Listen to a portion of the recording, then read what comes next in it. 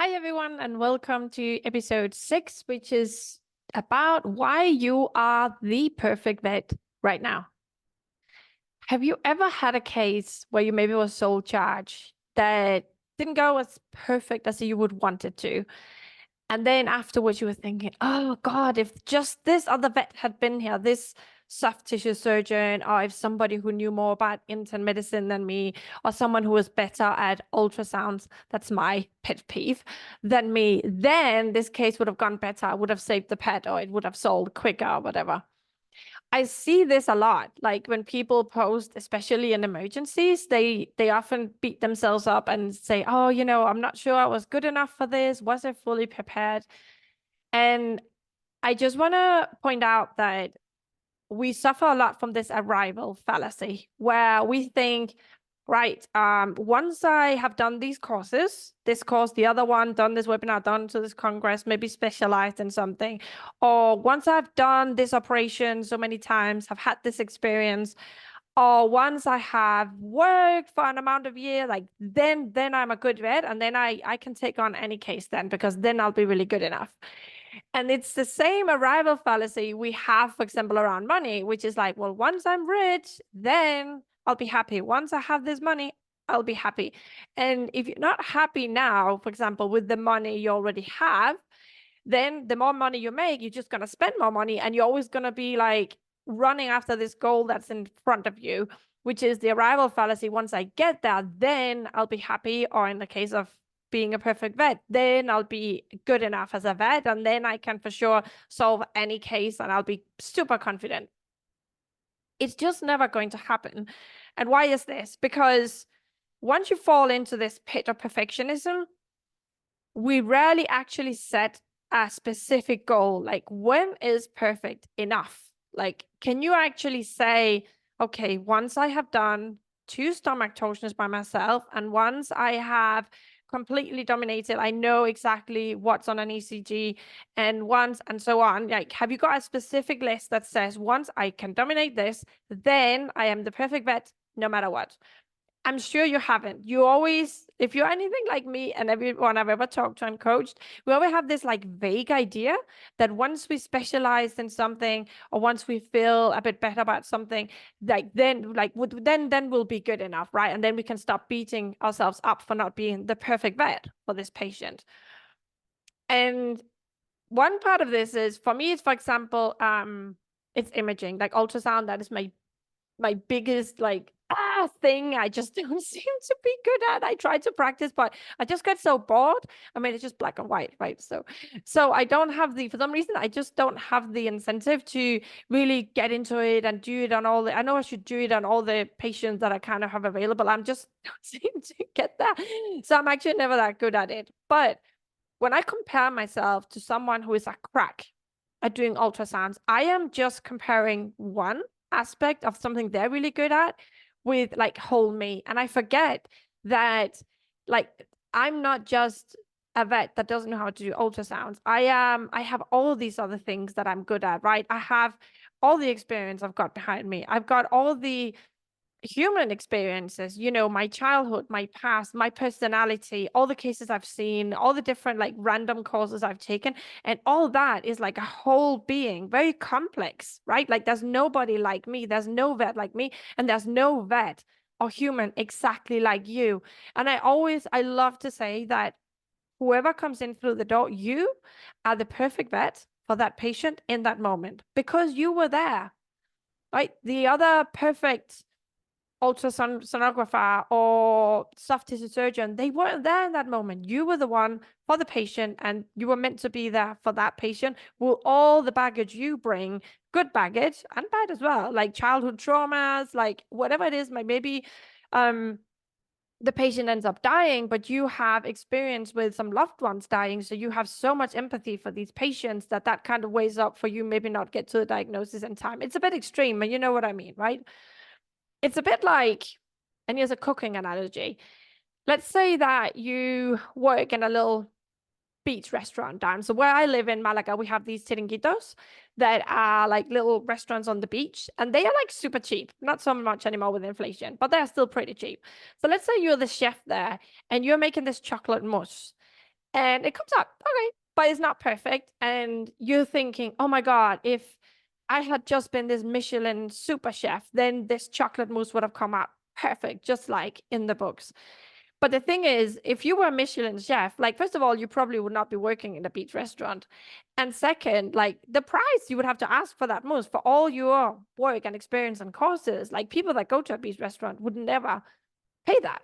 So it's a bit the same, right? If you, for example, are doing emergency work and you have a dog coming in that's been bitten to pieces and you are like slowly cleaning the wounds up and you're stitching it together, for sure, if a soft tissue surgeon had been in charge, like maybe the scars would have looked a bit prettier and maybe that wouldn't have been so much empty space and maybe some necrotic tissue afterwards.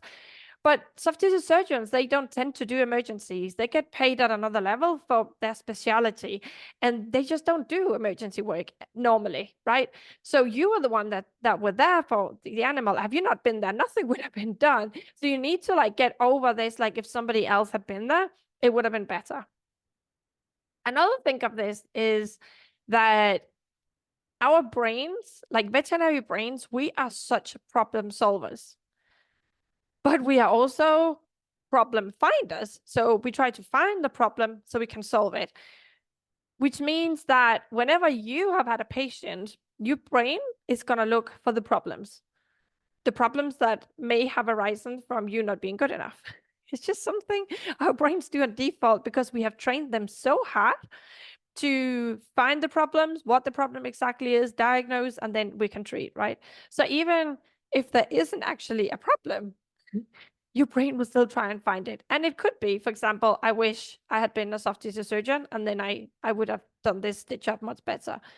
Or maybe you get a complicated diabetes mixed with thyroid, mixed with whatever in, and you give the emergency treatment and maybe the animal ends up dying because it's just too complex. And you beat yourself up thinking, oh, damn, if I just had more knowledge in internal medicine, then maybe I could have saved this pet. Maybe, but maybe you spent your time, instead of specializing in internal medicine, you spent it more looking at maybe emergency treatment, or you spent more time being with your family and being happy. And that kept you from burnout. So you stayed in vet med and you were there to help the animal, help it getting over the suffering, be there for the owners. And so all these other abilities you have because you did not specialize in internal medicine may not have saved the patient. We don't even know if the specialist would have saved the patient, right? That's another thing. That's a complete different thing. Like, would they even have done better? But the way that you treated and you were there for the patient, that's uniquely you, right? And whatever all the attributes you have came together to treat this patient the best way possible. And I really want you to think about, if you do this a lot, if you beat yourself up a lot thinking I was not good enough for this patient, then what? Like, does that mean that any new grad that come out, should they just magically wait 10 years and then they are experienced enough to actually deal with patients? Like, at what level is a vet good enough and perfect enough to actually be super sole charge of treating patients? We always start somewhere, right? So obviously a new grad vet is not going to be able to diagnose as quickly as someone experienced. Maybe they're dead hot on it and know exactly what books to look and they diagnose it earlier and they don't have all the red herrings running around because they don't know yet all these stuff that might interfere with any diagnosis, right? But the new grads need to go through all the step and gain all the experience before they can become like really experienced vet or have the 10 years. Like, you need to go through all the steps. And even if you are really experienced, I still see vets that beat themselves out. Heck, I still do it. I got like 20 years under my belt because I'm like, oh, if I was just better at ultrasound. And now it's CT scans. Now we got a bloody CT scanner in our hospital and I do not know how to work it and I ain't touching it because I tend to break expensive equipment. I'm not breaking that. So I am not doing them and I don't want to learn about it and I don't want to know. And it's possible that maybe once in a blue moon, a patient is going to come in that could have benefited from a CT scan in emergency hours. Maybe, I don't know. And then emergency treatment from there, right? But I'm not going to stress myself out and taking courses in CT and spend so much time doing that and then taking time away from other stuff I would rather do or some stuff that would be more beneficial for me to learn just so I can perform and interpret a CT scan. That's just not worth it for me. So also like realize that you have to make some choices along the way. You cannot be 100% good at everything, but that does not mean that you're not 100% good vet and you're not the perfect vet for the patient. I really, really, really want you to understand this, because I see so many people beat themselves up. And especially if a client comes and criticizes you because maybe you didn't handle a case very well, or maybe they think you didn't handle it very well, and then we beat ourselves up. If I had only been better, right? But you're never going to get 100% right. And it doesn't matter how many courses you got under your belt, how many years of experience you've got, how many cases you've treated, how many hours you work. It does not matter. You're never going to be 100% perfect at everything.